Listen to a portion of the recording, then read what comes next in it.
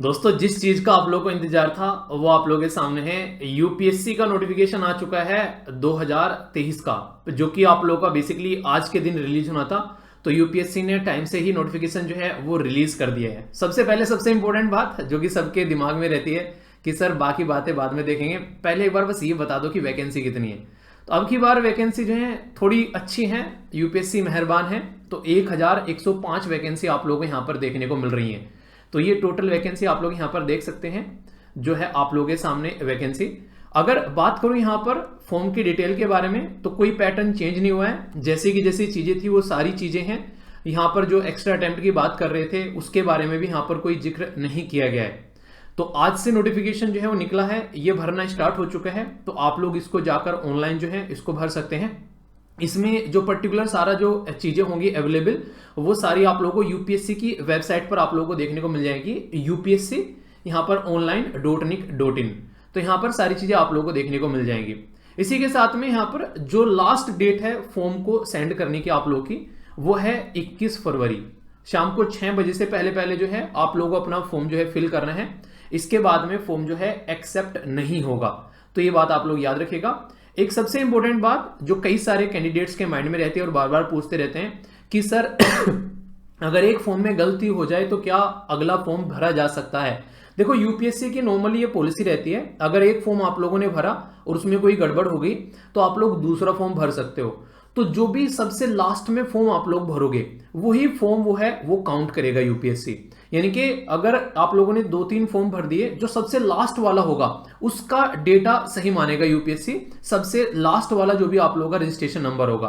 Point number 1, कई सारे बच्चे पूछते हैं कि सर क्या जो फॉर्म भर देना ही प्रीलिम्स काउंट होता है क्या, मतलब एक तरह से अटेम्प्ट काउंट होता है क्या। फॉर्म भरने से कोई भी अटेम्प्ट जो है वो काउंट नहीं होता है। यानी कि फॉर्म भरकर जब तक आप लोग एग्जामिनेशन हॉल में जाकर नहीं बैठोगे, अपनी ओएमआर सीट में अपनी अटेंडेंस दर्ज नहीं करोगे, तब तक कोई भी अटेम्प्ट जो है वो काउंट नहीं होता है। यानी कि फॉर्म भरकर आप लोग छोड़ सकते हो और अगर पेपर देने ना जाओ, इसलिए बहुत सारे लोग फॉर्म तो भर देते हैं पर बाद में नहीं जाते हैं पेपर देने।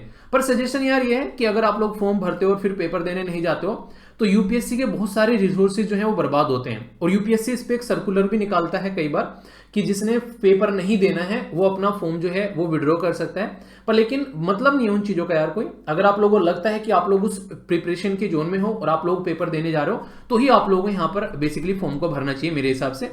फालतू में अपना माइंड क्यों उस तरीके से रखना कि नहीं बाद में देख लेंगे, चले जाएंगे, नहीं जाएंगे, पहले ही क्लियर रखना। उसके बाद भी कोई डाउट है, डेली यहाँ पर 10 बजे से लेकर 5 बजे तक यूपीएससी के नंबर हैं। पहले तो नहीं मिलते थे पर अब यूपीएससी ने अपनी जो फैसिलिटी है वो अच्छी कर दी है।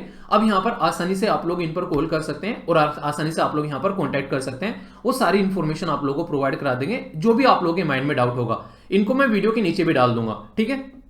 तो वैकेंसी आ गई समझ में। वैसे कौन कौन अब की बार यूपीएससी का पेपर देने जा रहा है, ऐसा कोई है कि अब की बार नहीं देना है, नेक्स्ट ईयर देना है या फिर उससे पास देना, किस साल में आप लोग अटेम्प्ट देने वाले हो ये जरूर बताना कमेंट बॉक्स में एक बार, ताकि मुझे भी आइडिया लगे कि किस तरीके के जो बच्चे हैं साथ में कनेक्टेड है। क्योंकि जब मैं वीडियो आप लोगों का डिस्कस करता हूं डेली जो करंट अफेयर का, तो फिर थोड़ा सा माइंडसेट रहता है कि अच्छा किस किस लेवल के बच्चे पढ़ रहे हैं, ठीक है।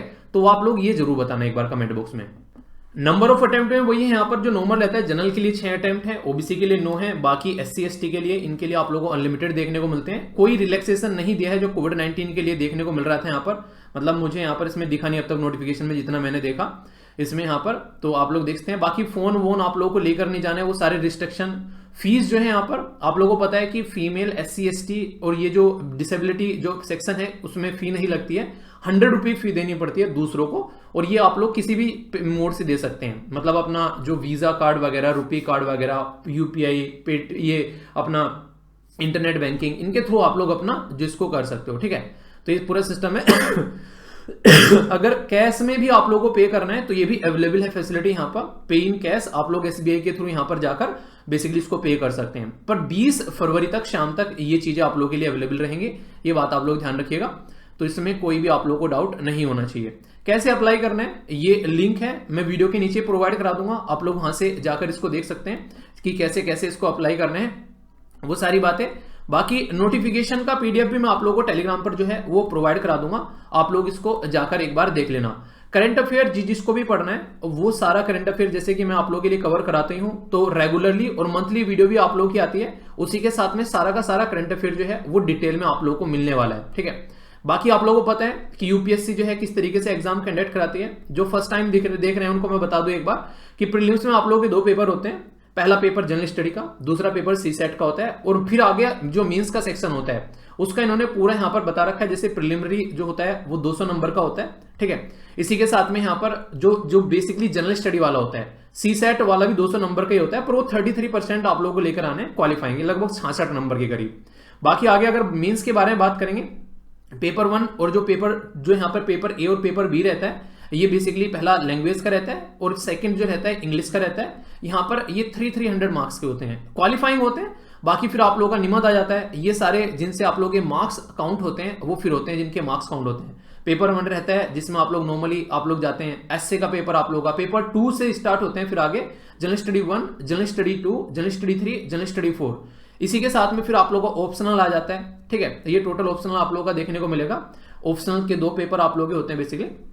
टोटल वही है जो पहले था, मतलब कि फिर आप लोगों का अगर पर्सनैलिटी टेस्ट जोड़ लेते हैं 275 का, तो टोटल मिलाकर यहाँ पर जो मेंस वाला सेक्शन होता है, रिटर्न वाला मतलब आप लोगों का, वो 1750 का।